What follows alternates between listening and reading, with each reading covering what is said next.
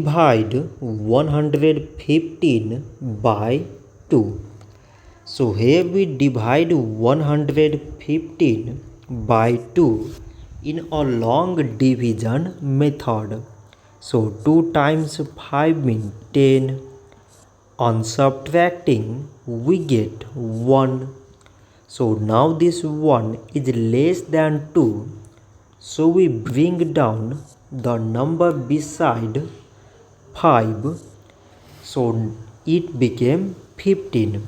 So 2 times 7 means 14. On subtracting we get 1. So again this 1 is less than 2 and there is no other number beside. So we put here decimal so that we take 0. So now it became 10. So 2 times 5 means 10. On subtracting it becomes 0.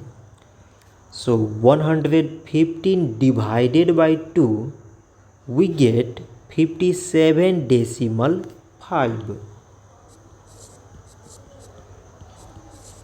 So this much for today and thanks for watching.